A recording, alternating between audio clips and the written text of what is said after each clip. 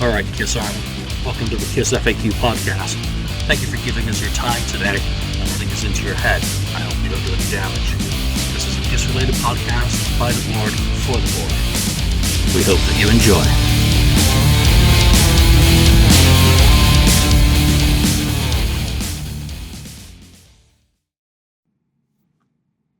Welcome to episode 181 of the KissFAQ Podcast.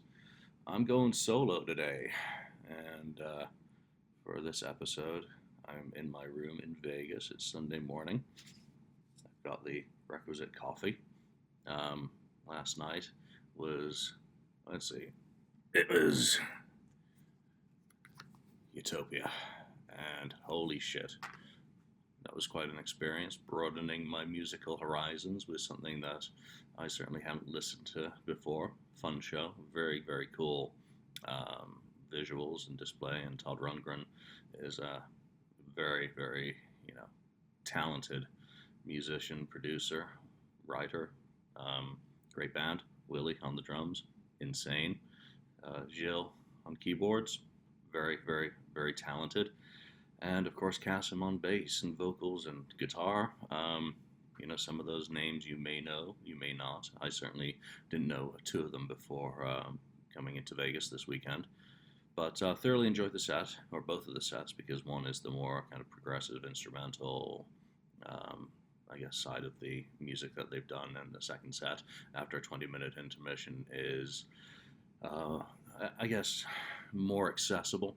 But again, for a newbie who doesn't know anything about the band, didn't know anything about the band, it was just quite an experience to sit there and enjoy. And I was fortunate to get a photo pass and shoot my first concert, and hopefully some of those shots will come out. I was playing around with some different settings, being a complete idiot when it comes to that. I had to get back to my seat after the shooting window closed, and one of the people I was with had gotten some insane photos off his iPhone from the 7th row. So, these days a photo pass is not quite what it was in the old days, particularly when you're shooting from the soundboard rather than the pit, which they preferred to have the photogs in the wings and back there for the show rather than up close, which was fine. There wasn't a lot of space for that. So hopefully, again, some of those pictures turn out. Again, Todd is a musical icon, legend.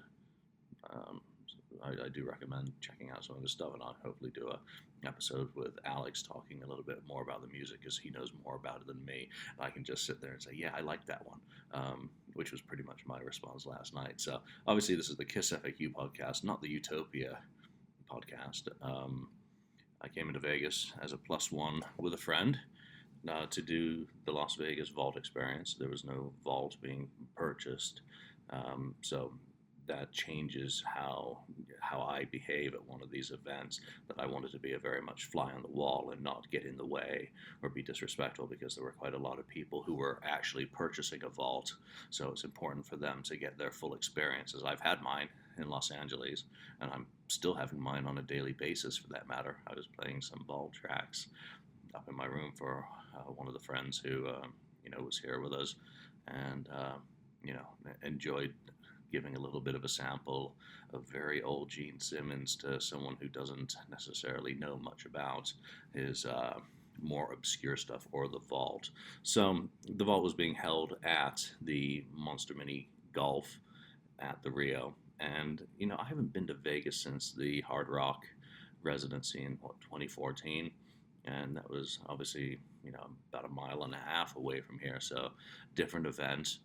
The Rio is, it's a pretty cool casino for what it is. I'm not a gambler, so I think I lost $10 just because I was bored for 5 minutes, and that was all I could be bothered to kind of risk. It's enough of an expense coming out here anyway, so put $10 in, won 16, and then put 16 in and lost it all in a second. That's Vegas. You got to pay for those high rollers to win. More on the hotel is, it's actually very good. For food, for Fat Boy here. Very much enjoyed a good steak Friday night and good breakfast at the Hash House at Go-Go. Holy crap, bacon. Yeah, bacon makes the world go round, man. Don't you ever forget that. So, Monster Mini Golf, Friday, got my round of golf, and I always do that. I did it when they were located over by the Hard Rock. I love that place. It's just, sit back and, listen to some good Kiss tunes, and they have a DJ who takes requests and make requests, because a lot of people who were in there were not, and I was like, can I listen to Tomorrow, please? Can I have something from Crazy Nights? Would you play I Confess off Carnival of Souls? Because otherwise, you can ask. So the golf is fun. It's mini golf. It's not St. Andrews. It's not supposed to be. It's fun. They've got a great store, lots of stock of different items, lots of collectibles. And for me, it was the first time I'd ever touched a original Bally pinball machine. So that was kind of neat from a geek point of view, because I have no interest in owning one. I wouldn't be able to fit it in an apartment. Had one of the newer pinball machines, which was nice to see in person as well. A lot of the sort of collectibles that I wouldn't buy, but nice to see available to fans. I mean, excess stock of old tour books from the Alive 35 tour. I think some from Rising Sun. Just the sorts of things that, a somewhat casual, or even a Kiss fan just coming in for, some casino time in Vegas, staying at the Rio because of the Monster Mini Golf, would possibly be interested in. And lots of great display items up on the wall. Posters, photos, signed albums. Eric Carr's Porsche, if you prefer, is still there, complete with nice ding on the hood. So I didn't get to sit in that. Don't think you're allowed, actually. And then there's the Gene Simmons Tongue Volkswagen Bug out front. I cannot sing the praises of Monster Mini Golf enough, and if that's not enough, we really do need to give them a shout out for hosting the events. They've done a fantastic job in how it's been organized and kind of happened here. It's nice to compare to being in a studio at Capitol Records in Los Angeles for that one, being my only other reference point for one I personally attended. But how they organize things, the chap who does the Gene Simmons Moneybag Soda was there with samples. Very, very nice family. It was great to meet you at the bar and have a wonderful conversation. And thank you also for the sample of the soda. Again, very cool how all these little threads are brought together for a Vault experience. And, for those who are attending for the first time, I think it really does add to the event, because they do need things to do while they're waiting their turn to receive their Vols. Let's get to Saturday and the actual Vault. Obviously, we just had credentials, so we don't have the lanyards or laminates or anything like that, and we just get our wristbands. Quick photo with Uncle Gene, which was very nice. Thank you. Can't wait to see it. I think it was dorky what we did, but there you go. We did dorky things, as Kiss fans are wont to do. After that, it was hurry up and wait for the song story section, which was taking place in a absolutely beautiful venue upstairs. Not sure what it was called.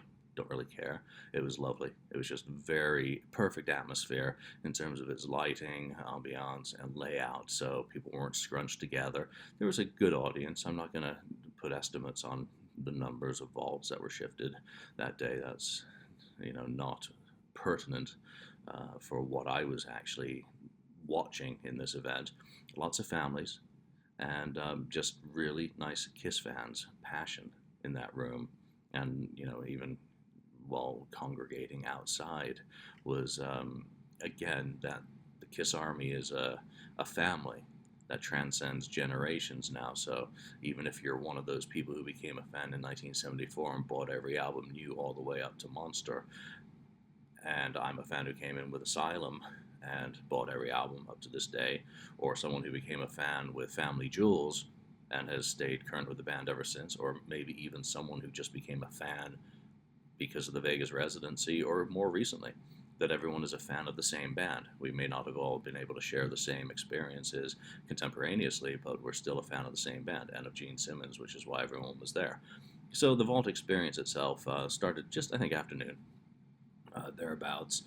Keith, who, again, props have to be given to Keith Valcourt for how he's handling this whole Vault process. I think he does a wonderful job of making it the very best experience for everyone possible. And again, organizationally, it's all very concise, very clear. He gets up on stage, explain how the day is going to go. So that'll be in the video that I show after this monologue is completed. And yes, I will hurry up and get to the video. And then he leaves the stage for a little while, and they're just piping in music for us while we wait. And then Gene comes in. And, Gene came into the Monster Mini Golf right behind me. He arrived, and I wasn't even paying attention. There's out of the corner of my eye, so I see his head go by. I'm like, oh, cool. And, he was just pure business. I mean, he is smiling. He is gregarious. He is working hard. He's worth a deuce. He's totally invested in delivering an exceptional product to the purchasers. He is delivering an experience. He is amiable. It's just wonderful to see how he is. You don't really care how he's actually feeling that day because you can't tell. He's just going to make sure that it's the very best for the $2,000 that people have spent, and in some cases more with travel or some of the other experiences that have been purchased. So I really have to give him respect for how I see him approaching all of this. And I know it's difficult for some people to get their head around, I can't afford $2,000. I'm being left out of this. And I feel for you, because obviously in a perfect world, everyone would get to do the experience, but then it would be diluted and it wouldn't necessarily be special, and the material would be up on YouTube faster than we could have said. So that's not to say that just because you can't afford $2,000 that you're a pirate. No, that's not the case. But I do understand what he's trying to do, and it does mean that some people are left out, and that is distressing. I understand that. But what he is doing with that money to make it a great experience for those people who do it is to be respected. He's not shirking in any way, doing a cash and grab sort of situation. He's sticking around. He's going all in and doing everything he can to make sure that every customer leaves completely satisfied. I don't want to start making Burger House analogies, and I do apologize for the air conditioning kicking in behind me, but it is Vegas, and I am English and overweight, and it is fucking hot. So, excuse me. All right, so back upstairs, the song stories start, and it's very similar to, I guess, the song stories that everyone's heard or seen on YouTube. They've been up there for just about every event. They do follow kind of a standard, which is, come on, I find it myself when I'm meeting people at a table in Indy that I kind of fall into the stock answers, and there's only so much creativity my brain can process for responses to similar questions. So I totally understand it now a little bit better why Gene and Paul, or any, I guess, celebrity may sometimes sound like they're just, chucking out stock on answers. I get it. So he goes into his song stories with Keith guiding him, keeping him on track, nudging him back in the right direction as needed. Yeah, Keith is very much a handler in those situations, but it's very calm. It's very relaxed. I did get the impression off this one that I was hearing some stories or elements of those stories that I hadn't heard previously. Whether or not is the case, it doesn't matter. I'm not going to go back and compare it to other videos to see if he said something slightly different or added something. It felt that way, and that in essence is what everything is about, how it feels. And again, as someone who wasn't paying for a vault and was there as a +1, I was just pretty much into the back and just concentrating on filming, which I'll talk about in a second as well, rather than, being up close and really paying attention. It was difficult to pay attention while you're holding a freaking camera up. My arms still hurt. So, note to self, bring the monopod next time, the one that you left because you didn't want to deal with TSA and Alaska Airlines possibly hassling you because you had 2 items and a monopod. But next time, I won't make that mistake because my shoulders hurt and I'm getting old. All right, so the song stories progress, and you can watch that in a couple of minutes. Afterwards, or not even afterwards, in the middle, we knew that Paul Stanley was going to be arriving. Keith had announced that in his preamble or introduction to the event, that Paul would show up. Paul would participate in the songs and stories with Gene. And then all bets were off. Paul was going to do what Paul wanted to do, and that's the right thing to do. That's the right thing to say for Paul and for Keith and for Gene. There's absolutely no reason to tie Paul to any unrealistic expectations. If Paul's, under the weather, not feeling it, or not in the mood, whatever, he comes in and he's Paul Stanley. It never gets old. Paul knows how to make an entrance.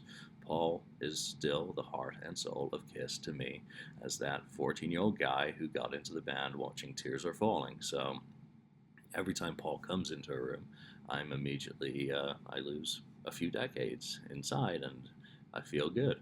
And he is just cool. All hell's breaking loose. He is the cool, he is the breeze. And he goes up on stage and joins Gene, and it's warm.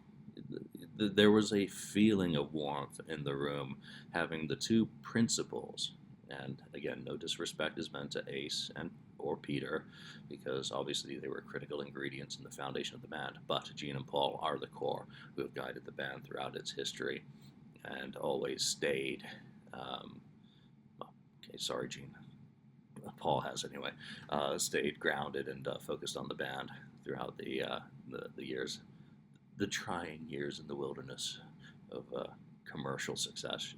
So Paul immediately, they do the guitar thing. It's got to be a shtick, and I don't know whether I like it or whether it annoys me. So that's probably a good thing that I'm ambivalent or indecisive about it. It's come on, how fucking difficult is it to tune a guitar? I don't care if you're going 440, drop D, drop E, whatever you're tuning. It is not rocket science to have a guitar that is tuned properly before you start an event.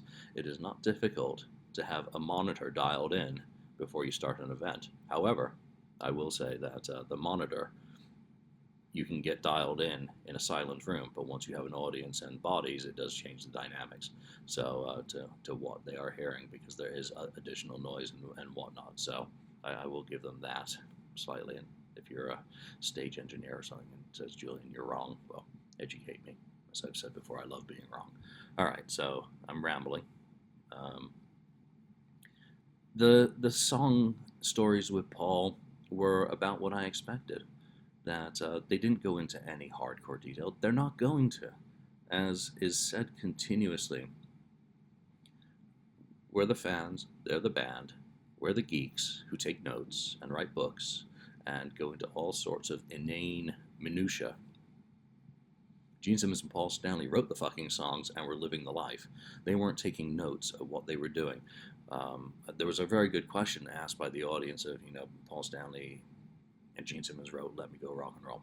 Do you remember what your personal contributions were to that song?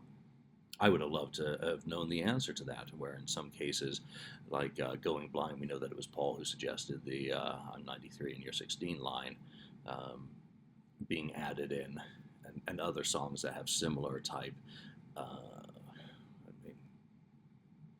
changes or contributions. So he didn't remember, but he was also very affable about how he answered it. And he was that way about all the questions. There was a great question about whether they would ever consider performing any material off Carnival of Souls, which Paul's reaction I thought was priceless and really was entertaining. You'll hear it in the video, obviously. I thought it was nice that Paul was saying very nice things about Unholy and Revenge. I mean, Unholy is Gene's song, so Paul was really. There was a lot of banter, which was very entertaining, very fun. There was ribbing, as brothers or partners of 49 years are wont to do and can do with one another. So that in itself was very entertaining. I wrote God of Thunder, which just became Paul's line, which was hilarious in many ways. And Gene does take Paul's ribbing very well, very good-naturedly. His personality is such that he didn't take any of it the wrong way. And I don't think, Paul obviously wasn't being malicious in any of his comments. It was just, fun. It was fun to hear Gene talk about his favorite Paul Stanley song. I would like to hear a little bit more from Paul on that as well. When the two were asked, Gene, what is your favorite Paul Stanley song? Paul, what is your favorite Gene song? Gene really did enjoy playing, and talking about Detroit Rock City. And then the two talked about the original arrangement before Bob Ezrin came in. At least Gene did, and his memory of the changes, which are stunning, that Bob made to make a good song exceptional, are really fun. And they played a little bit of that arrangement, the original arrangement, which was, and Paul wasn't really singing He was kind of scatting, ad-libbing along. I don't think he was in the mood to sing, especially in the air here. It wouldn't be. It was very dry air in Las Vegas, so there's no point to even put his voice under additional strain in that situation. But when he did sing, he sang well. He was again invested in what he was doing, but he was very selective in what he chose to attempt, and was more an accompanying. Forget it. He was accompanying Gene on guitar. Excuse me. That might help. So Paul was there to support Gene, and they played a little bit of some Wicked Lester that a lot of people may not have heard, and that was a geek out moment for me. I would like to think I'm a hardcore collector of that sort of stuff, and there are a lot of questions that still exist around Wicked Lester and the history, and they talked a little bit about that. They also talked about Todd Rundgren, who of course was in town for that show, as I mentioned at the top of this, and Love Her All I Can, coming from the Naz's Open Your Eyes, which if you play both of them, you see where the inspiration comes from. That's a nice example of inspiration rather than outright lifting, which of course you can find plenty of songs where sections clearly come a little bit more close to their inspiration point than Love Her All I Can. So they did a bit of that. They also talked about some of the chord passages that appear in lots of things. So very, very entertaining. Enough, I would say, depth and kind of additional seasoning to the stories to make it interesting, especially to someone like me who, again, is just there as a fly on the wall, but as a Kiss fan, wanting to hear these stories and some of the other information that's passed on. So I think it was a good 45 minutes that they were up on stage together, and then Gene has to get to work. Gene does have people to process and vaults to sign, and he and Paul depart, go downstairs, and from what I hear, and again, this is completely unverified hearsay, is that Paul signed every single vault that day. So everyone who did Las Vegas 2 Vault Experience has a vault signed by both Gene and Paul, and those will likely be it. I mean, who knows if Paul will opt to do another Vault Experience. He has a very busy schedule with the things that he's working on. Obviously, his art through Wentworth Galleries is a project that he's doing appearances for. I think he's got Atlanta coming up next. Or Gene, I know Gene has Atlanta coming up. So, it doesn't matter if Paul doesn't do another one. That he's done one, that he's been there, like Peter Criss. He came in very exact of what was going to happen. They made sure that was communicated to everyone beforehand, that Peter was going to come in, say hello, say words to the fans, give Gene a big hug, get his vault, and get back to his catnap, So if Paul doesn't do another one, I think this one was a great representation of Paul and Gene doing the Vault Experience together. So it was certainly very fun. Who else was there? So yeah, downstairs, I saw Bob Keel had come in, and this time after Indy, I got to go over and say hello, which was very nice, much better than Indy. Bob was very affable, had a nice chat with him, again, briefly. Didn't want to monopolize any of his time when he's there for his own means, and also entertaining fans who are there with their Vault Experience laminates. Robert Fleischman is still one of the coolest motherfuckers I have ever seen. Just how he carries himself and walks. He is just so badass, and he's got a great voice, and he's so talented, and he's written some of my very favorite songs. Wheel in the Sky. I was talking about that on Facebook yesterday. Love that song. And I think that there were one or two other people. They did mention that the guys from the Gene Simmons Band were in Vegas, but I didn't see any of them, so they may have been doing what Gene Simmons Band guys do when they're not Gene Simmonsing. So who knows? So that, in a nutshell, it was my experience of yesterday. Again, shout out to Christina, to Keith, to Gene and Paul, Bob, and Robert. You are doing wonderful things for the fans. Myself, as a fan, I'm not being paid to upsell any product for Rhino. I'm simply calling it how I see it. And as anyone who follows the KissFAQ podcast knows, I am really more about the experiences and the memories now rather than buying, collectibles or vinyl. Those days for me are gone, unless I see something very appealing or cool. I may go after it, but I am now far more interested in going to see Kiss when I can, doing the meet and greet when I can afford, doing the cruise, which obviously I'll be doing later this year. And let's just say, shut up, Julian, play the video. So, shut up, Julian. I'm going to play the video. Thanks for watching, and we'll see you next time on the KissFAQ podcast. Bye. How's everybody doing?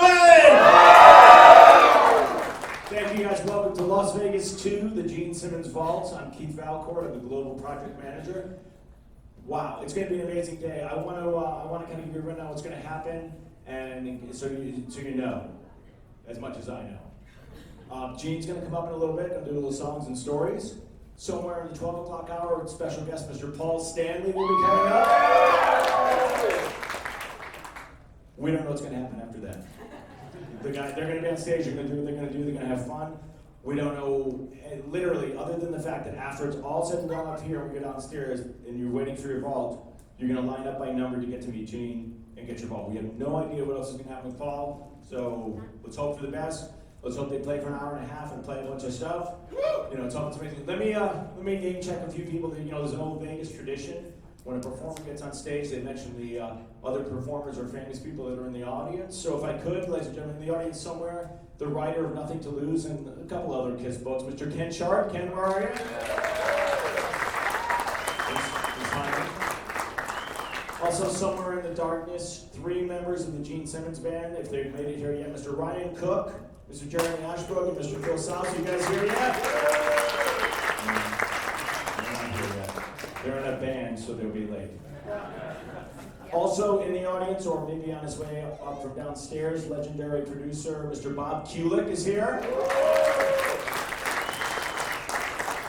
And one of the finest voices in rock and roll, don't tell Paul, Mr. Robert Fleischman is also here. Did I miss anybody? Later on, this is not a joke, later on my dear friend Ms. Pia Zadora will be stopping by to say hello. It's true. You're laughing now. So yeah, we're gonna have a little fun. I need to find Mac. Are you with us? Mac from customer service. I don't know if you notice on stage, there's 3 things that don't seem like they're part of the performance. Thing number 1.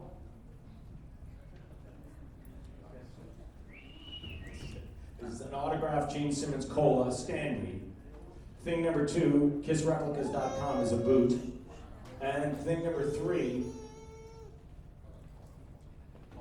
the Paul Stanley leather jacket. So if Mac from customer service, are you here? Can I get the 3? We put everyone's name in a box and we randomly pick them out. So 3 of you will be walking home, 1 of you with each of these.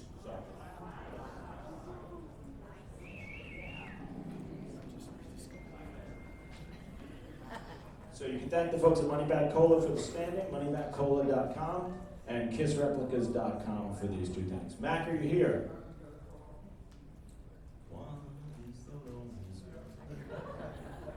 Okay. And the rest of the day, obviously, when you get your vault, you're going to get pictures with Gene. He's going to sign your autographs. It's just, it's a deep personal day. He's very excited to hang out with everybody and to meet everybody. And there are cookies backstage, as one would expect of Gene Simmons. All right, we have some names. Mac was too shy to show up, so we sent someone to work with him. Okay. The first person walking away with the autographed Gene Simmons Cola standee, Mr. Robert, is this Foster? Sure is. Yeah. Robert Foster, go get it.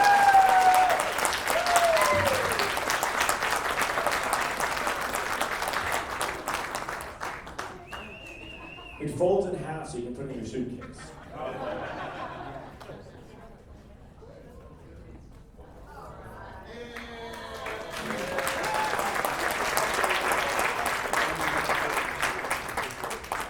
Okay, getting the Paul Stanley leather jacket.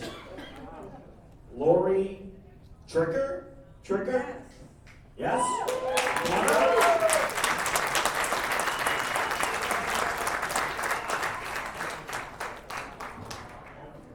And finally, the Gene Simmons boot, Mr. Jeff Dubier. Dubier? Yes? I can't throw it to you because there's too many lawsuits. Here, pass it. I'm going to trust you give this to him, all right? There's only 2 rows behind you. You get it on his face. All right, so pass it back. Makes it. Okay, made it past 1 row. And it made it. Give a round of applause. All right, so everybody hang out. We're going to start this thing in a few seconds. Thank you so much for being here at GeneSimmonsVault.com. Have a great day.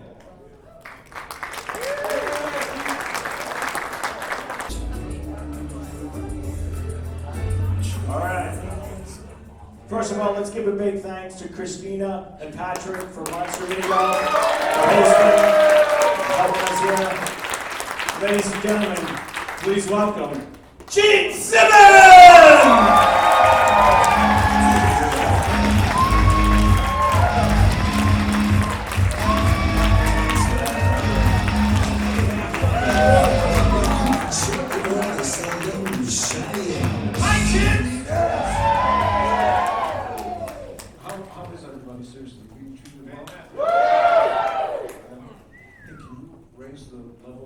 Brighten it up. Thank you, sir. So you're all free to leave your cell phones on in case it rings. We all know it rings. Oh, thank you. It's under my leg. Under your foot. Can't say that anymore. Okay. I see they've got the jazz version where it's up to.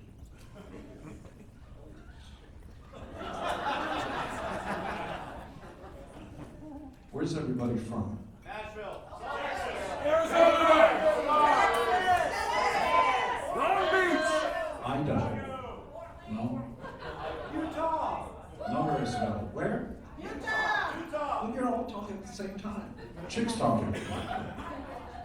Iowa. Iowa got a lot of money. That's correct. I just want to say, those cookies are for you.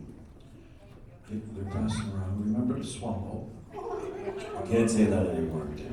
No. Beware Jews bearing gifts. That's what I say. Of course, I can't hear this because the sound man is a different guy. Well, the other guy passed away after sound check. Is he? Where is he? Right there. You're pointing off stage, Eric. No, there's a guy with no light raising his hand. So right there. There you go. Oh, yeah. Well, that's raising his hand like that. Yeah. Yes, I can play guitar. That's how I write songs. But you're the bass player. In all seriousness, I just want to take a moment. Okay, fuck that. No, take that. That's a nice moment. Take that moment. So I came to America a long time ago, when I was about 8.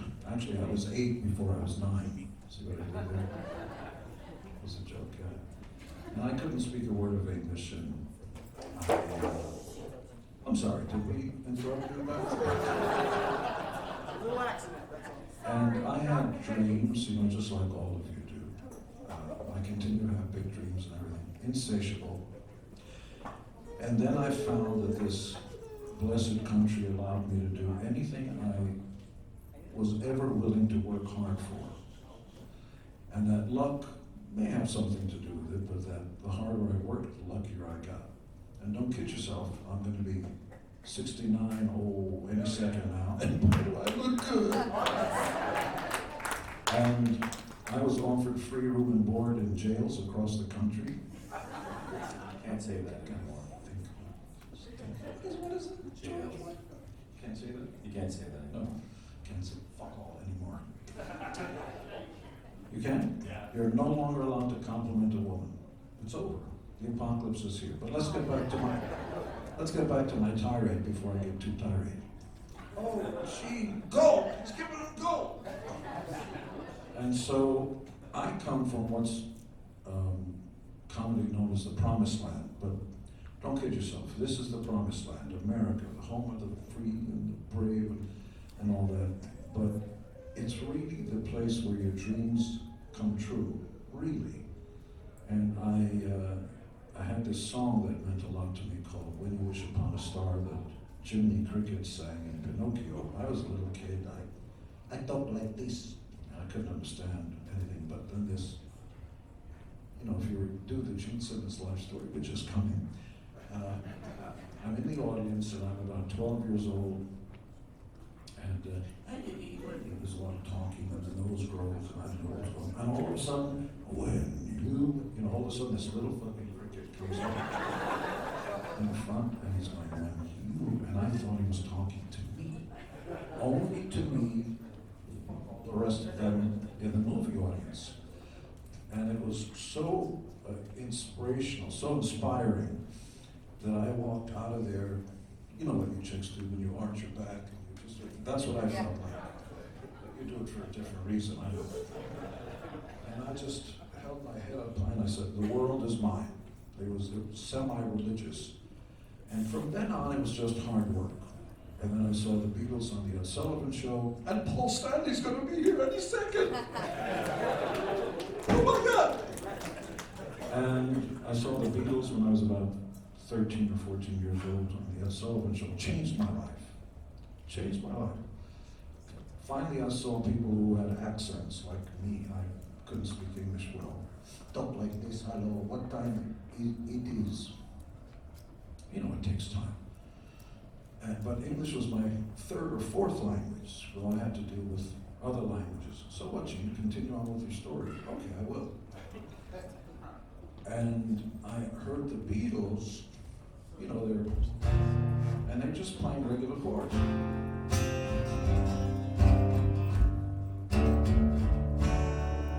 These are playing like country chords or folk chords.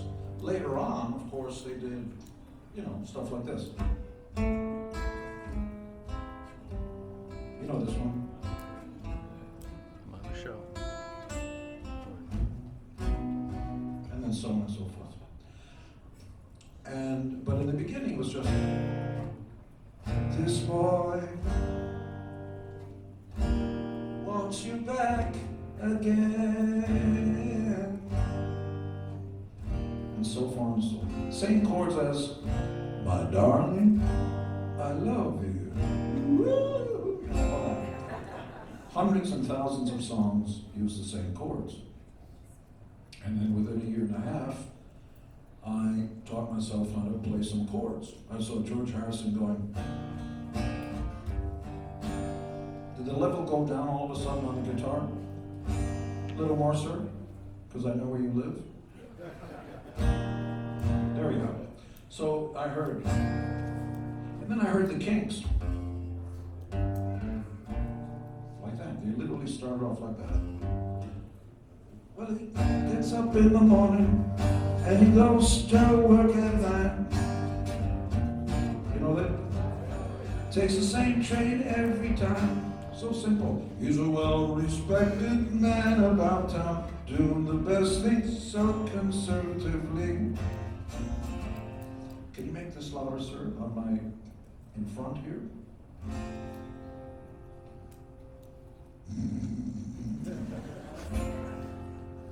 You're not controlling the front?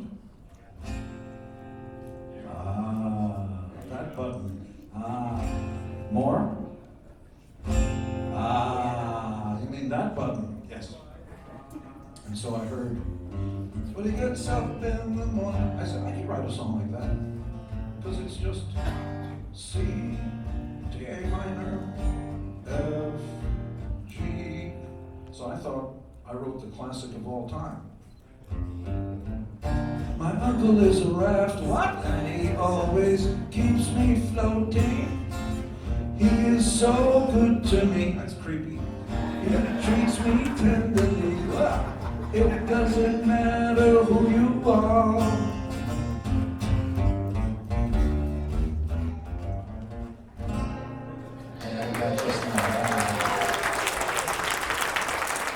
And you kept that for 50 years. Yeah, I mean, but only that way.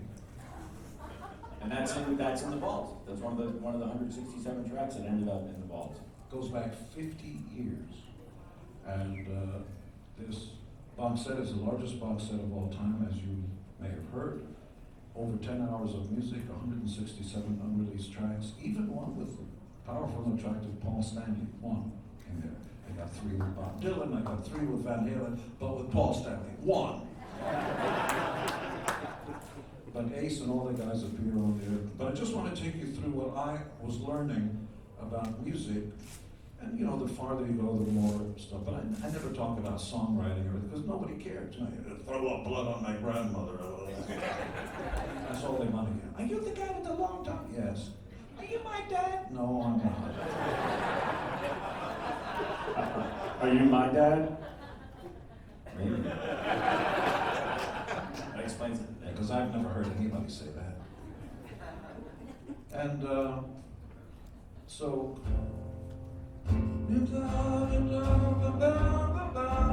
what are the words? Oh, you gave me shelter from the storm. Here's the gross part. You kept me warm. You kept me warm. Same chords. I read the news today, oh boy, about a lucky man who made the grade. Notice, same chords. I ripped that also, and I wrote at least 10 or 20 songs using that descending. All the young dudes. Same thing. It's all about melody and lyric, which rappers will never understand. So the melody.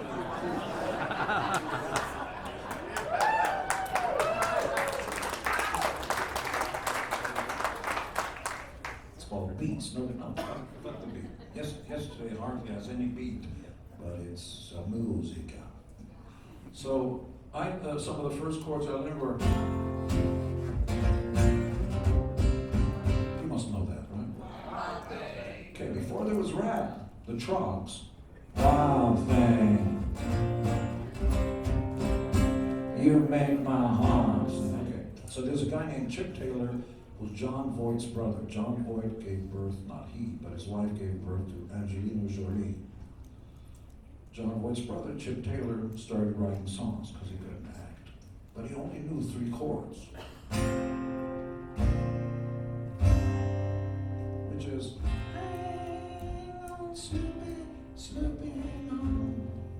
You know, it's a million songs, 1-4-5. Even blues are like 1-4-5. Okay, say anything you want to say, and I'll show you how blues are written. Go ahead. So just make up anything.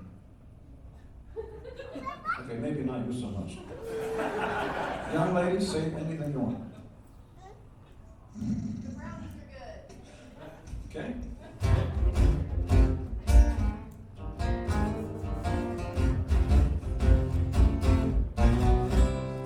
Brownies are good. I'm telling the brownies are good. He told me what to do. I'm searching, I gotta rhyme with the brownies are good. That's 1-4-5. That's not in the vault. That's not in the vault. You make my heart. So the same guy, he said, hey, you got a big hit, sold millions of records. Why don't you write another song? He only knew 3 chords. So use the same chords. Just call me angel of the morning, angel. Right? Is that before your time? You have no idea what I'm talking about. You do? When dinosaurs ruled the earth. That was a song. Merrily Rush. Another millions with those chords.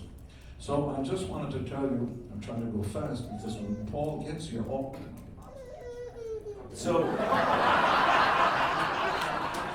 and there goes Paul. What do you think? Oh, snap, mercy! You're not here yet. Is he here? No. Oh, yeah. Talk a little bit about that, because obviously in the vault you see a lot of songs where you had an idea, you used a piece of it, and years later you thought, I like that, that'd be better in this song. Like, for instance, let's start with Eskimo Sun, which became a couple of other songs. Well, great song? Great song. Wow. No, why don't you give away the punchline to the joke? I'm up here. So when I first met, what's your name? Steve. So Dolores. when I first met Keith a while back, because we've been working on this for the longest time, he was saying, you know, when I was a kid, this song, Eskimo song, we all talked about it. And then I said, oh, Eskimo song, here, let me play it for you. And because I collect everything I do. Because I love me. And so he goes, oh my God, there it is.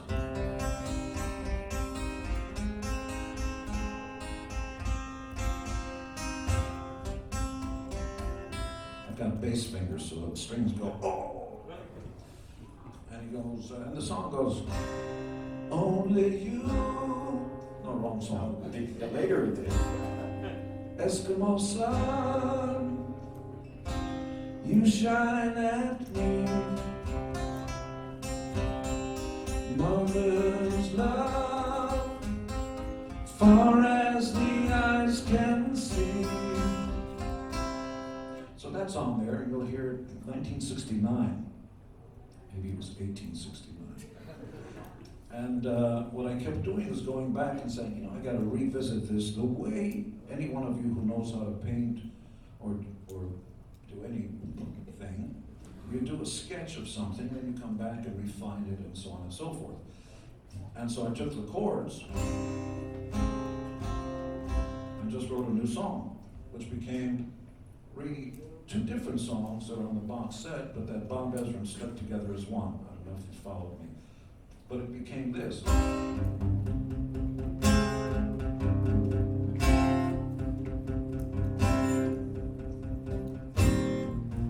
Anyway, like that. And it went, only you can, whatever the lyrics are, even though I wrote them, I need your love, day and night. So, using the same chords, the same melody, just doing different words, because Paul McCartney did the same thing. Who knows how to sing Yesterday? How's it go? You don't know the lyrics to Yesterday? Let me give you a hint. The first word is yesterday.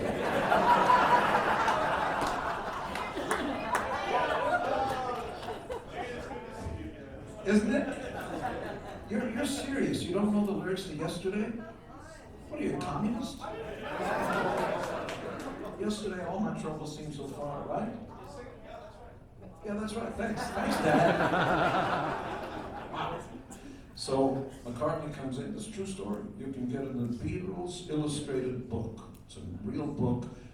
Millennials, books have paper.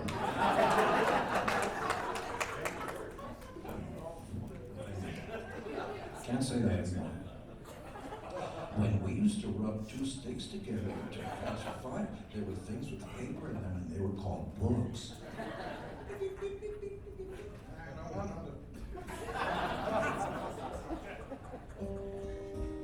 It's the end of the world.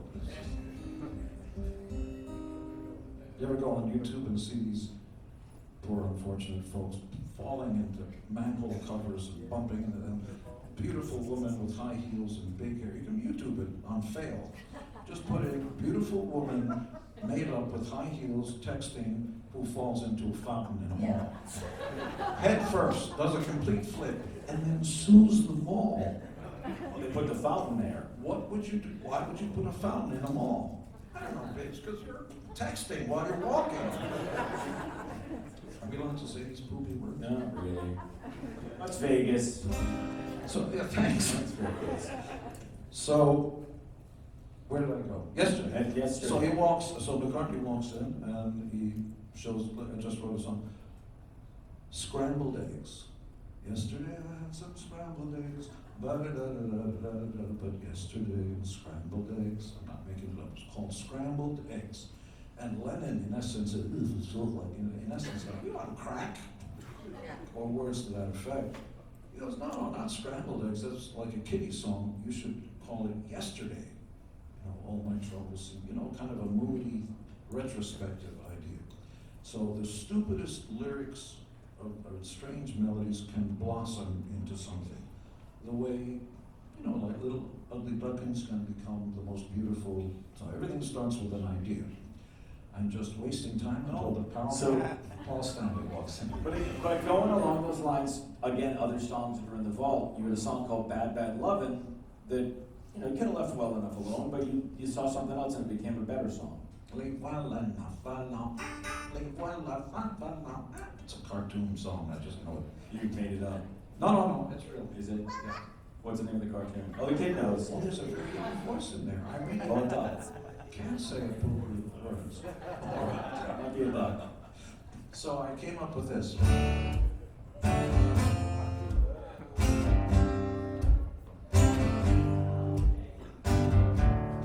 And I had that really, you need my love, baby, oh so bad. And I'm the only girl I've ever had.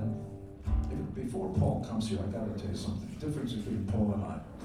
We all, are so fortunate to have the best partner in the world. Better looking, younger, just more creative, all that stuff. You can tell him I said so. Tell her I said so. You can't say that in here. So he would come in and so he got the song. He goes, put your hands on my rocket, grab a tumor. That's good. I really like that. Put your hands on my rocket, grab a tumor rocket. Yeah. Go DJ. Okay. What's my part? Take me. What? Take me. Really? Don't you want to say, I'm gonna take you, because we're men. Somebody's got to be the driver. I'm gonna take you. Let me do it my way. Take you. I'm gonna break you. Men. We're men. I go, no. You should go, take me. So that's how we recorded it. I'm there, I'm in the studio holding, take me. And he comes in with another one. Great song. Tonight. Whatever the chords are. Tonight, I want to give it all to you. Oh, that's really good. What's my part? No, seriously. What am I going to do? Yeah, I'm going to kill you, and then nobody's going to see. No, Gene, your part is. So during the show, I just want you to know how I feel. Throwing up, carrying 40 pounds of armor and stuff, risking my life, no net, flying up to the truck, doing all that, out of breath. They call me Dr. Love, I'm a war girl. All that. Okay, here comes the next song. Right now! Somebody's got a southern accent. Okay, Paul, Gene, you ready? Okay, here we go. Kill me now.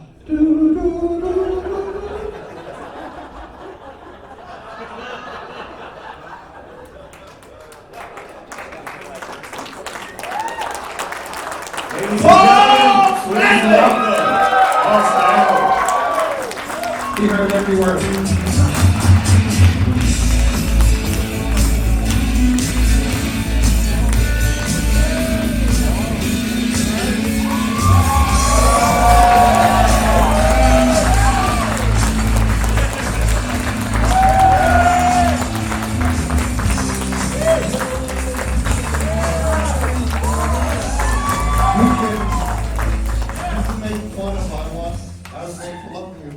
Don't forget, I wrote God of Thunder. He's right. Aren't you going to do that thing? I didn't do it! We're playing a place called The Daisy before any of you were born. And, I knew him when he was Stanley. I knew him when he was Chaim. Yeah. Yeah, that's all true. And my mother called him a bum. Anyway, I'm serious. The king, I call his house, and I want to talk to him. And his mom, bless her heart, she's got a thick accent, and she thinks the world revolves around him, and that's what he thinks too. So I call up and I say, can I speak to Gene? She goes, the king is on the throne. And I go, yeah, that's nice. Can I speak to Gene? The king is on the throne. I go, nice, the king's on the throne. Let me speak to Gene. The king is on the throne. And then it turns out he's taking a dump.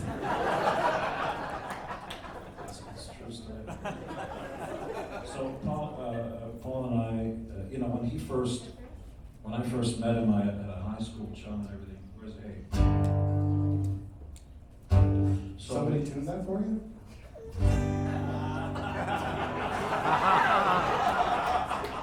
You should have somebody around more often. I didn't bring an entire crew the way he brought Fran and the entire KISS crew. How many guys you got here? It only takes one person to tune your guitar. So I first meet him, and I literally thought I was the only guy. Don't you want to put on some shades or something? So I literally thought I was the only guy who could write songs. And our guy, my friend Steve, at the time said, "No, he's a great songwriter," and I didn't know, so I must have come off arrogant and said, "Go ahead, play something." You? So he played this. Why don't you play that?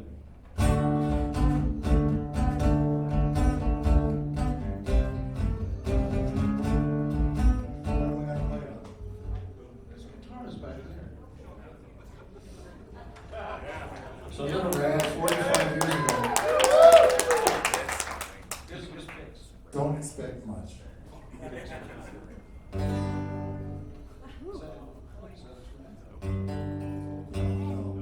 Here, take mine. That's your guitar.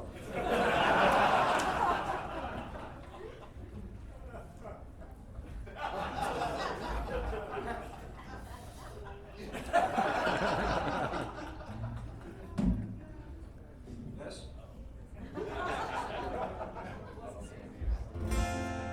It's a tune in my hands.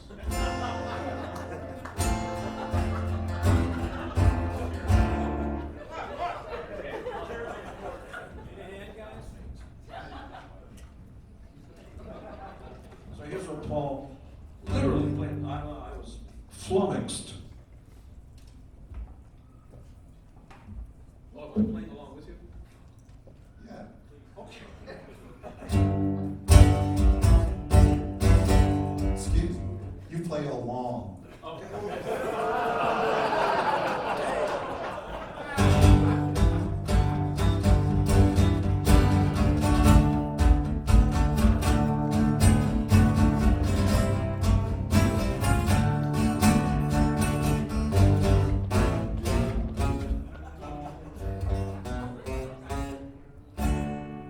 For what I'm getting paid, I don't have to rehearse.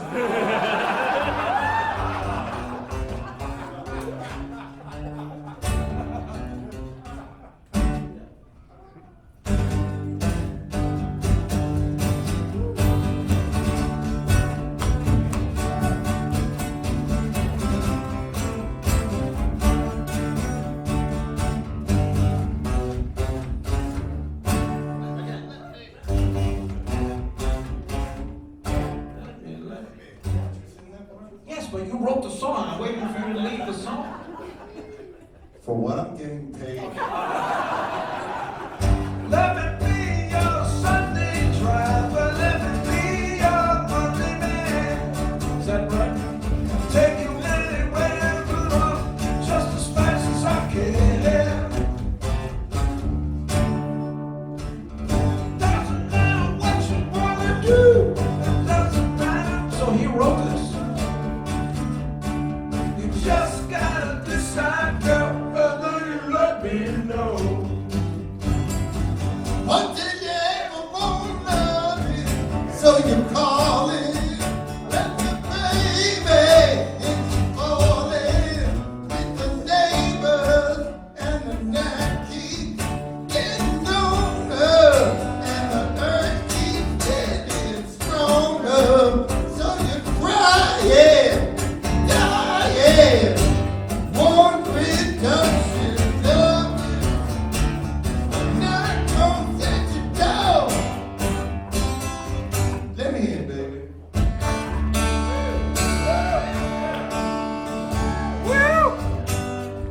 So anyway, he wrote that, and I was. I'm going through a second puberty. My voice is like cracking. It would help if you remember the chords to your own fucking song. So I was I couldn't believe it. So we had a very strange relationship. So no joke. You know, he thinks I say this kind of stuff to him to, you know, just say this stuff. Yeah, sure. I wouldn't be here if it wasn't for Paul. It's just, honestly, And vice versa. Right? The people that last for, I think it's 49 years now, is unbelievable. And no matter what anybody says about, look, relationships go through ups and downs, but the most important thing is that the relationship continues. You know, I think our relationship is stronger than ever. You know, we're family. We are family.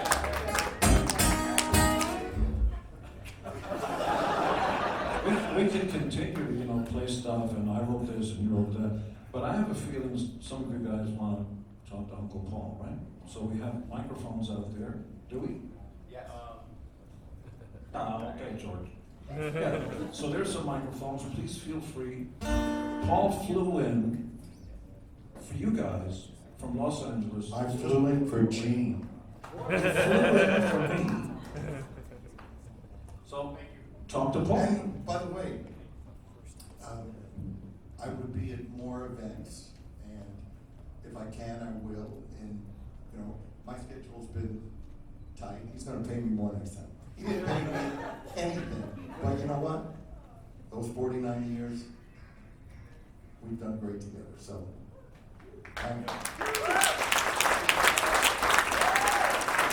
but as far as not being at any of the other vaults, literally, we have lives. You know, we have lives that, you know, go their own ways, and it's always great. Literally, if we don't speak to each other for a month or two, it's not because of anything except we're doing stuff. So the Wentworth Galleries will be presenting the Paul Stanley Art Show. What's the .com? I have no idea.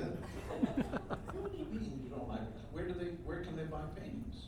They can go to the galleries. Called Wentworth Galleries. Wentworth Galleries. Go to wentworthgalleries.com, for God's sakes. You too can own a Paul Stanley original for $1 million. Close. You know, they always say that, you know, artists have like credibility because they starve. I have no credibility. Okay, take over, you guys. We got a question right here. So, over the years, you guys have talked about having written songs separately and then bringing them together to put like what became a Kiss hit for us. One of my favorites to see you guys play is Let Me Go Rock and Roll. Do you remember which parts each of you wrote for that song? I wrote the whole song. And I wrote God of Thunder.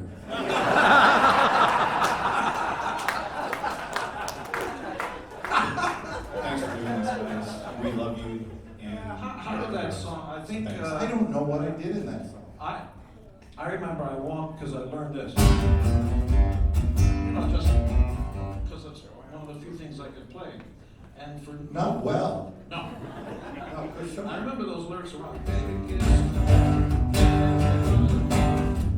Your mother tells you I like what the song's about to this day.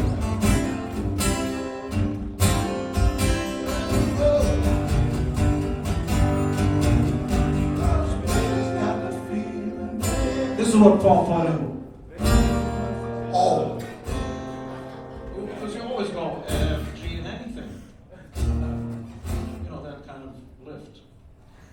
And then the rest was arrangements, and Ace would say, what about this, what about that, and just arranged it ourselves. yeah, that's not a song that I remember contributing much to, honestly. You dance a lot. But I wrote God of Thunder. There's a question right here.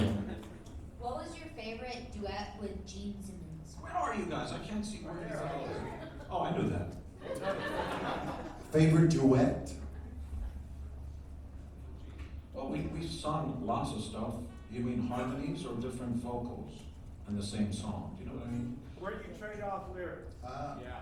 Oh, Well, let me go rock and let me know is one. What else? What's up? God gave rock and roll. God gave rock and roll to you. That's shout it out loud. That's classic. Yeah. That was his own name, Stan.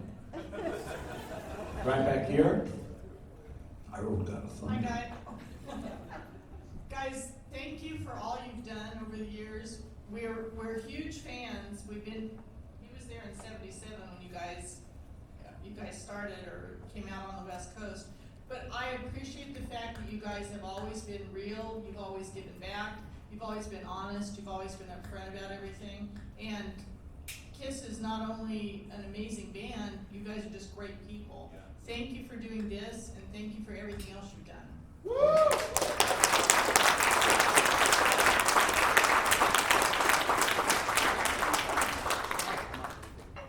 What you gonna do, Joe? All the way in the back. Right here. When you say right here, what does that mean? Keith, right here. Okay. Hey, good afternoon. I'm Nick from Phoenix. So, just watching the two of you sit together, and it's almost a relationship like brothers, but I also feel like I'm watching scenes from Grumpy Old Men. So, Sunshine Boys. But It had to happen.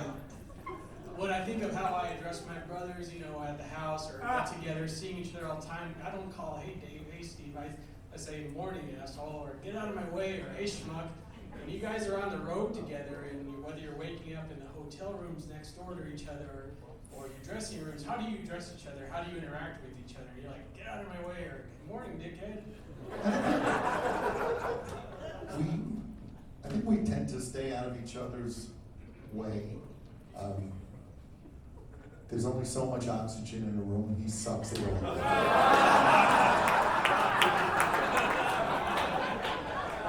I said that before you got in here. Then you wrote God of Thunder. Anything he says that's funny, he stole from me. So the quick story is that we were talking about stuff. You only write chick songs.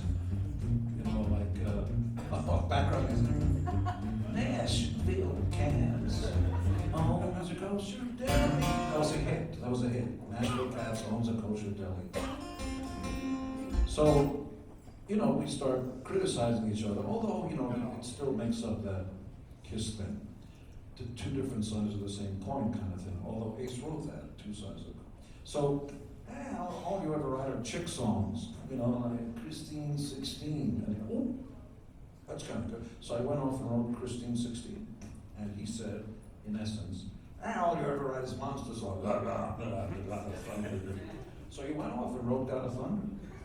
And then we're in the studio, and Bob He goes, makes these stories up as I listen to the things he says, and I don't know if he's lying or he actually believes what he says. that didn't happen. No. Who wrote Strutter? Stanley, the Barretts. Let's stick with God of Thunder. Would you tell? Oh, you turned me off again. I hate you. No, nothing happened, right? Remember that button? No, I don't have any level. Okay, well, the guy's coming back. I got a question from a young lady here in the back. You don't want me to call you an old lady. Hello, Would gentlemen. you please stand up so we can all enjoy? Oh my God.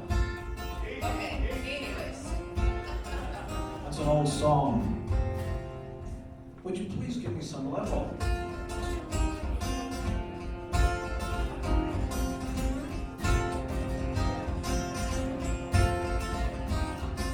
And I know that you are driving me out of my mind. Once again, I'd like to know if you are blind.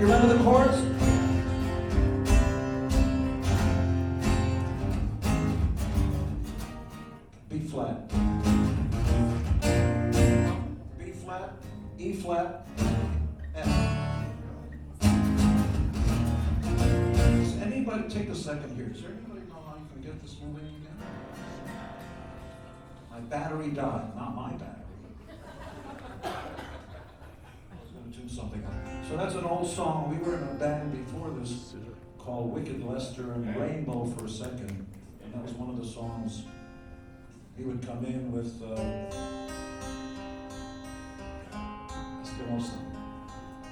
what's the one you had about flying? Everyone's flying to the sun. I am leaving for the sun. I am leaving for the sun. You sure that's the lyric? Oh yeah. It was about an astronaut who's gone off course and is going to crash into the sun and burn. Oh, it's got a It's a cheery one. Oh, it's got a beautiful melody. I am leaving for the sun. What are you saying? Okay. We tune because we care. The birds. So we go back a long way.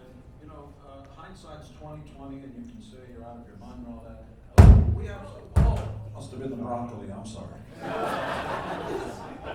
So we started working on Wicked Lester, and we had a deal with Epic Records. Oh boy, now it's feast or famine. A little less, please. And we had a deal, and we're finished the record and all that stuff. We just didn't believe in it. I don't know why, but we looked at each other and we said, "You're probably going to write God of Thunder in the future." And we decided to walk out of that record deal, trying to fire the rest of the guys. They said, "We're not going. We're holding on to the contract. I'm in the band." So we left and started all over again. And here we are. America's #1 gold record group of all time in all categories.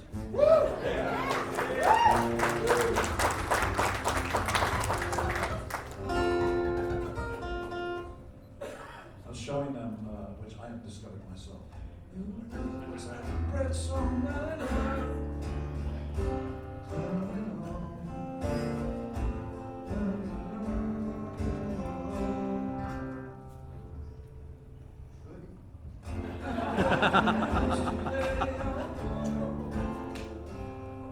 Paul has written at least 100 songs with this, whatever you are in the E. And they're all on our album. Suppose it is. And you'll hear this.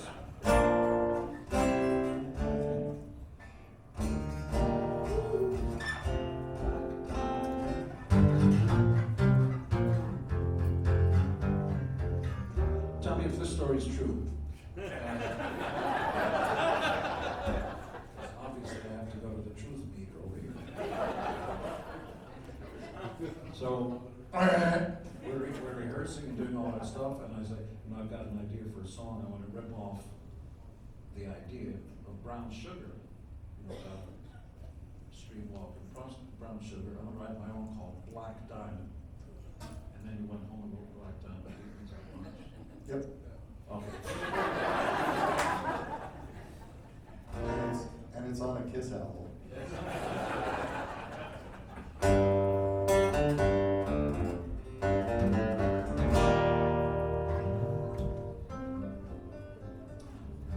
More talking? Crazy on you. Wait a minute.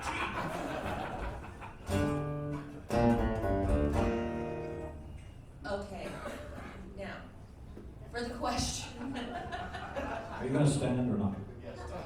Okay. Thank you, Jesus. My husband is a little nervous, so he asked me to ask you guys, will you be playing any Carnival of Souls live? I hope not. Or Revenge live? But the Gene Simmons band might. Oh. We would love to hear it. Okay, What about Revenge? That's good stuff. thank you. Hey, I got one question for you guys too. You guys have been wearing the costumes pretty much every year, and I think we're now doing creatures costumes. Is there any chance you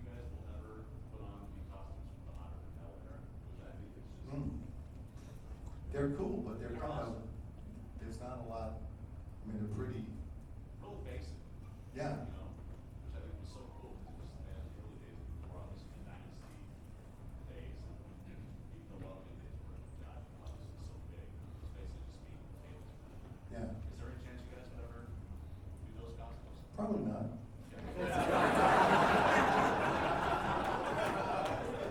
Not for any other reason except, you know, you have to remember that there's a core audience that's been there since the beginning.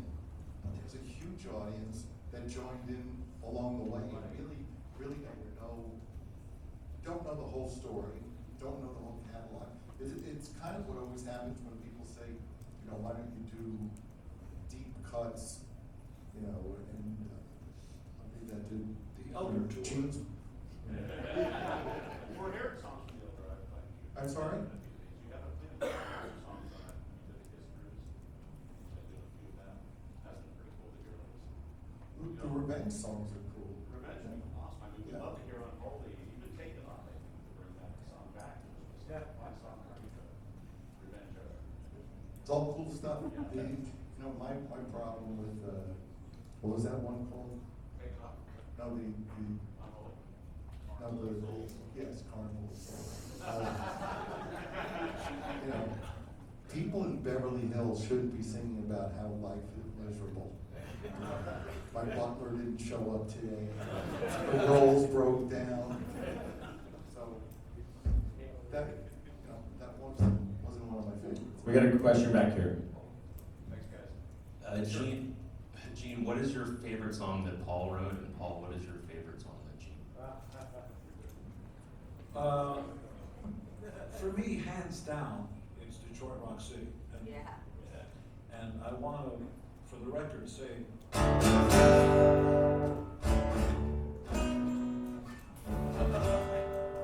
That is in so many songs.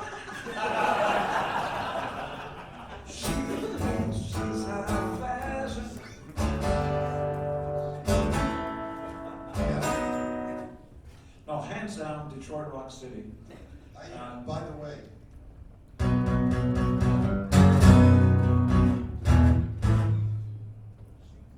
and I didn't invent that either.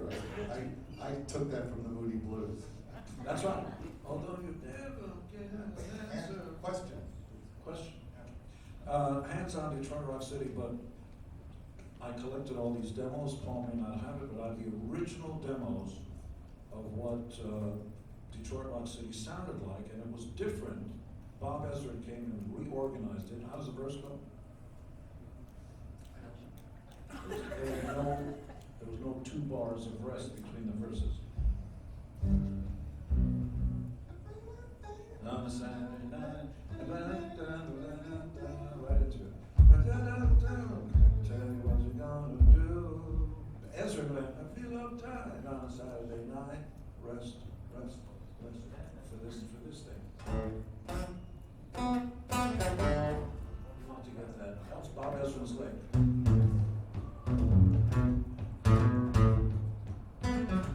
That's Bob Ezra. And also that middle, ba-da-da-da-da-da, which we never played anything like that. He walks in. Here's the solo, guys.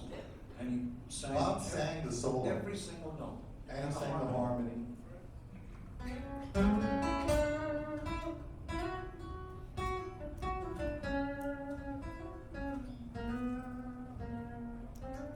And we initially thought, that sounds too like a Spanish flamenco thing. What is that? I didn't understand it. It was, in fact, during the recording of that record, he just went, he had a whistle, and he used to hit everything with a stick. All right, campers, stop. And we had to stop recording because he taught us how to tune guitars. We only knew this. But we forgot. Well, he said, no, harmonies, harmonics, like, we didn't know about that. And you can hear it's out of tune. You can, listen.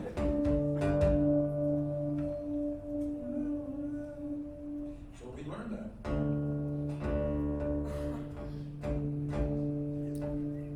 We never heard of that. And of course, Peter was a big fan of Bob Ezra. Told him what to play, and he was ready to hang himself. And Ace just didn't show up for a few cuts. So we got other guitar players to play. We have a question right back here. Gene and Paul, Josh from Los Angeles, just drove in this morning. I had a question about 100,000 Years. Can you tell me a little bit about like where you came up with the concept of that song and I was working at the Puerto Rican Interagency Council as an assistant, and I always read books. And there was a book called 100,000 Years about an astronaut, here we go, who hasn't been around, hasn't seen us, comes back from time. Can you hear me? And he comes back, but his girlfriend's dead because, I've been away so long. And I don't know where the chords came from, but I think I wrote the lyrics, right? Sorry to have taken so long, must have been a bitch while I was good. No? Mind if I sit down? Steve Cornell. Well, I came up with the whole concept. I came with 100,000 Years, that's mine. I still have the book. Okay. What's your favorite song of Gene? You never said that. I'm sorry? You never answered Gene's favorite song. God of Thunder.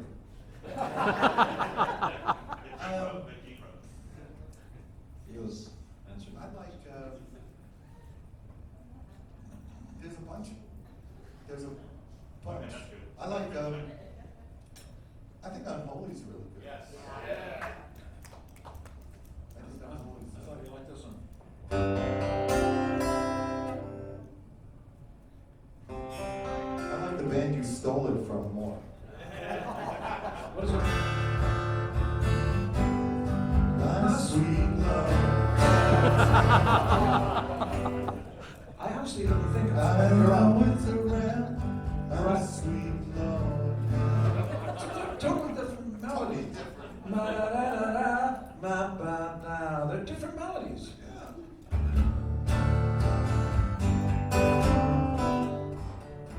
I like Unholy a lot. I do. I think there were songs around Revenge that really captured, a part of Gene that was missing, that we needed. Yeah. Okay, way in the back over here. Over here. I had a question about Kiss Alive 2. Early copies of it were printed, the sleeves were printed with Take Me, Hooligan, and Do You Love Me, but were never featured on the album. I was wondering why they were excluded, or why it was printed on the sleeves and never put out, or... Did you hear? No idea. No idea. Take me! Right. You sure you want me to sing that? Yeah, say, here's your part. Take me! So the way we would work, a long time ago, we started to write separately, about 20 years ago. But the first 20 years or so, he'd come in with out on the streets for a living and so on. And I would add, and he'd come in with, I remember the times I was lonely. You know that one? There are those chords again. And I came up with, which I got from a guy named Todd Rundgren in a group called Naz. How's it going? Yeah.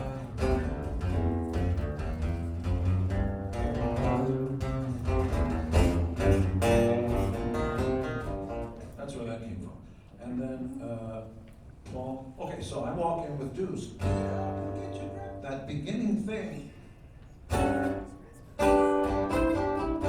Paul just said, we know the great song, let's do that, but how about if it starts off like that? And he came up with it. Here goes those chords again.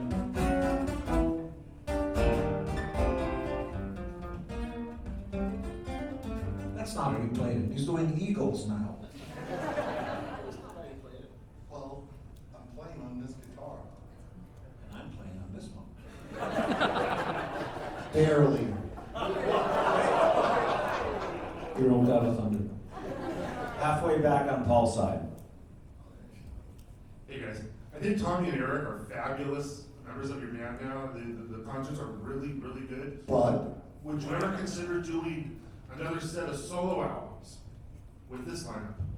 solo albums with this lineup. Everybody's free to do whatever they want. Together like you did in '78. It's a different time. It's a different time, and you know, we have the freedom now to do all kinds of things. But the idea of everybody going in and making their own albums, I'm not sure there's any reason to make albums. Everybody downloads and file shares, you know that. There's no incentive. You don't feel you're appreciated. We No? appreciate you. Yeah. No, I mean, when we get together at a concert, we love it. We get jazzed, and I'm telling you, we really, wow, it's so exciting. You hear, that's exciting. Going into a record, to write and do all that, takes a lot of time, 6 months. There's no sort of a sense that anybody cares, because everybody downloads it for free. We buy it. That's 12. We buy multiple copies. I stole your love. All the way here in the front on Gene's side.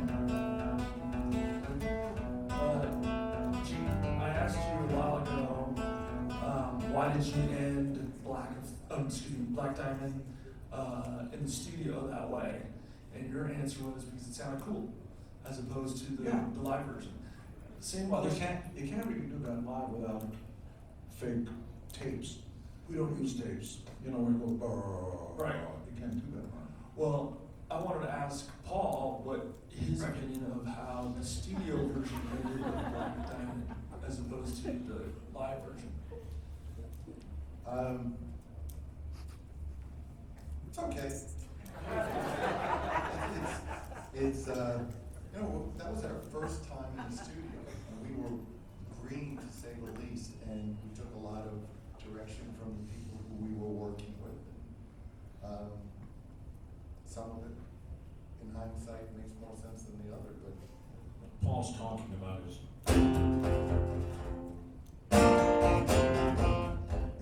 what's that? Kissing time. No, I'm talking about the end of Black Diamond. That's what we were talking about, right? I thought you were saying we took direction from the. Stay with me. Yeah, okay, go ahead. Yeah, the end was okay. Okay. Technically, it is the same. You're swinging away at the A chord, they just slowed down the tape, where when you're live, you're still hitting that same A chord over and over and over and blowing up shit, making us happy. That's our job. Straight down the middle, almost all the way in the back. Yes, I would just like to ask a question. I've been a fan since I was 10 years old. I'm now over 50. I got to see you record Kiss Alive 2 at the LA Forum. And growing up with you guys as a child, you were like not real human beings. You were like superheroes or something. And we all fight. Now we're grumpy old men. It's okay. I'm just curious, and I've always wondered this about you guys. How did you guys pull off not ever getting photographed or anything like that? Because I mean, we used to open the rags at the supermarket and look, and all you always have I stayed up till 1 in the morning one time to watch you guys eat breakfast on a TV show, where your hair was blowing and it was. Oh, at Allison Steele. It was in San Francisco. Yes, it was. It was in San Francisco. And I've always been curious how you guys pulled that off. How some magazine didn't betray you, or some paper didn't leak up. Well, it was a different time. So paparazzi, the whole paparazzi scene wasn't what it developed into, and it was really the Stone Age of that whole, media guerrilla. Did they have more respect for you guys? So they didn't have respect for us, but we literally had people who would go and pull the film out of people's cameras. And I also think that some of the media knew that to expose us would kill the goose that laid the golden egg. In other words, for them, it was important for us to have that mystique so that they could sell copies of their magazines. So I think that for for the most part, things didn't get published. And if they did, it seemed that all we had to say was, that's not us. I was gonna ask, did you ever have any pictures that came out that were you guys in? Chris. Yeah, great magazine. We just said, no, that's Kansas. Thank you very much.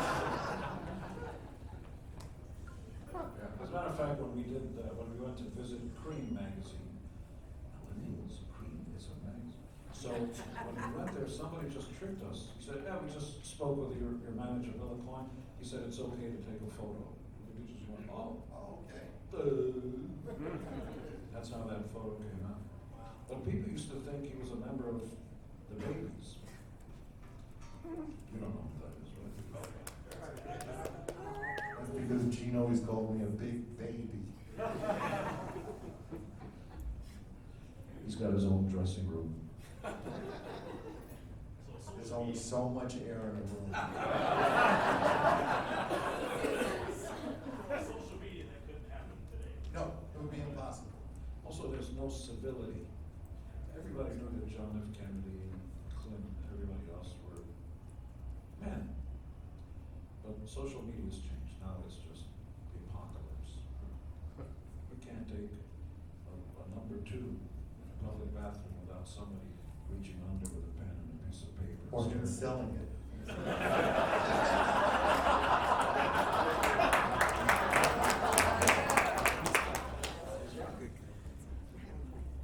How are we doing? We're doing good. You want to close out with a big song? Who's gonna play it?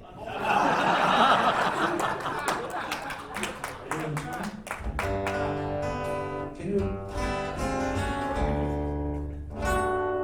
This is too loud, sir. To lead a better life.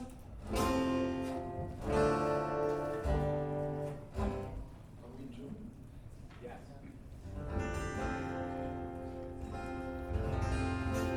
Why don't you do? Here's one. We tried to record.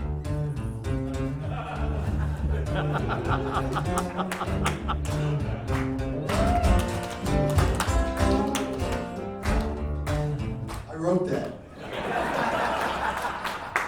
How about mistake? How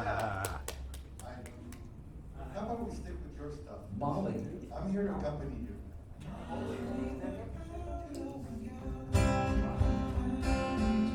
No, this was the same. You wrote it, but here's something Lester recorded, and Paul came in and said, "Yeah, I got a song called Molly. Go ahead." Not the drums. Which you know a lot about. Nothing. Although you may want to go to invictus-md.com. It was like this.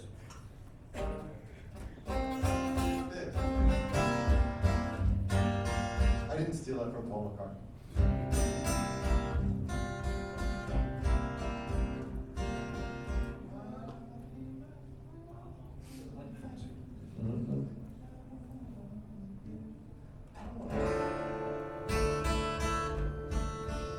I don't remember it. What's your coordinate? What are you doing? Is that first chord that? D minor. Not a D minor. Who's D minor? Don't sound horrible. Show me how to do that. Like an upside down triangle. Why does this sound like a major to me? We got a 7. You're doing a D major. What's your first note? First note. Wait, I'm hearing this. When they post this, it's like, what a bunch of Are you doing this? I know, but let me hear the notes. It's a 7. It's a 7. Remember, I play bass.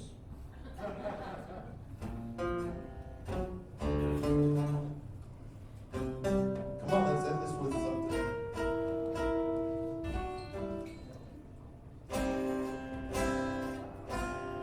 Okay, what?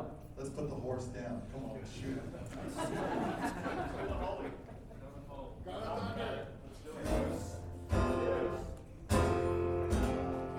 Do you love me? Huh?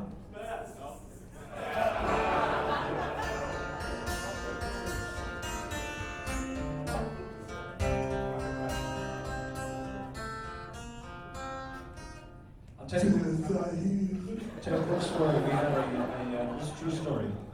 We had a guy on the road crew when we went off tour, and so he went to work for Van Halen. And the Van Halen brothers, multi-talented and all that, can't say anything bad about them. Alex decided he wanted to do something with his drums the way Kiss does, so he got, the lift machine that would take him up. And our road guy, now working for them, is looking, and Alex is saying, he told me the story, as the drums started to go up, when he's up on top, he looks over to the road and says, should I do anything else? And the guy said, try singing Beth. And he was gone.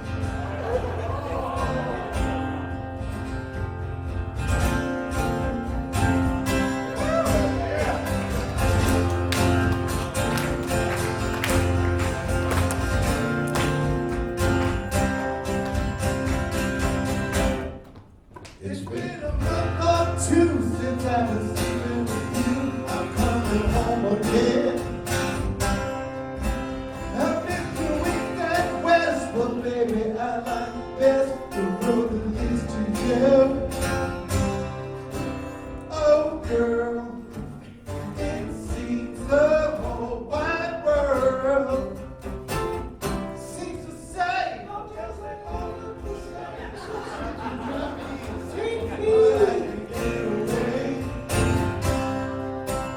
until I receive a call that tells me that'll be all, and then I have no pain.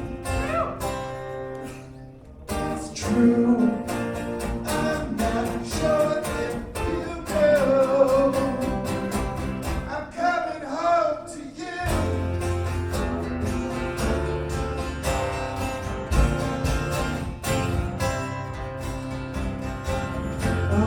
The news today, oh boy. I wrote about thunder.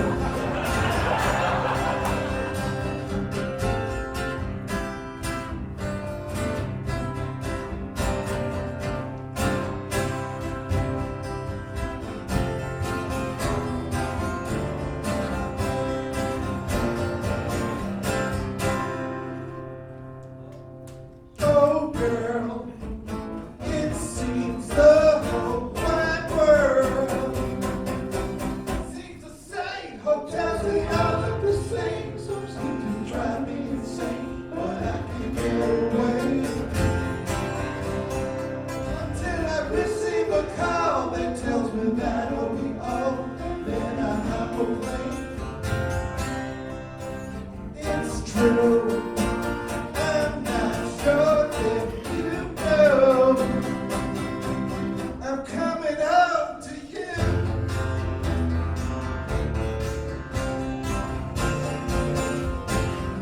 I'm coming home to you.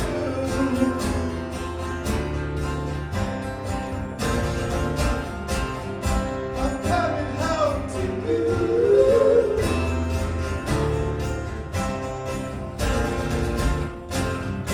I'm coming home.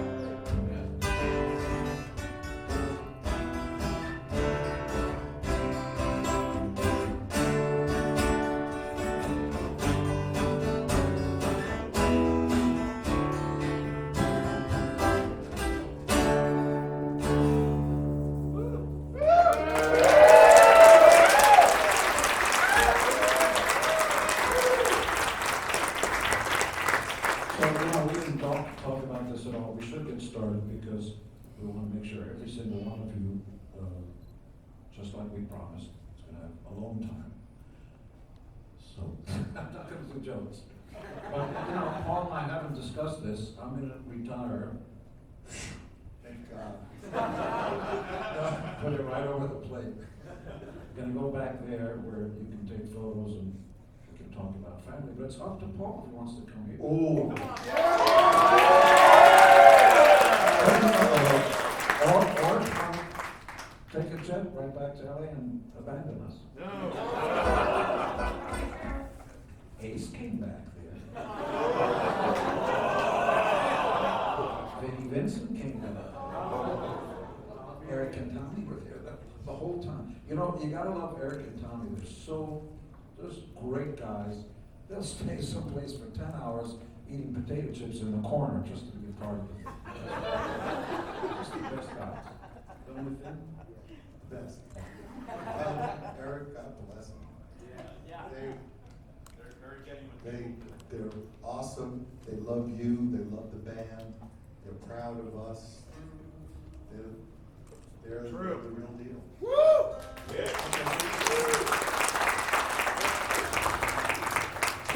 I'm gonna go back there, and if you want to come.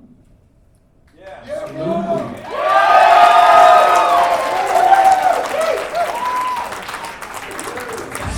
Thank you for spending time listening to the KissFAQ podcast today. All sales are final, there are no refunds.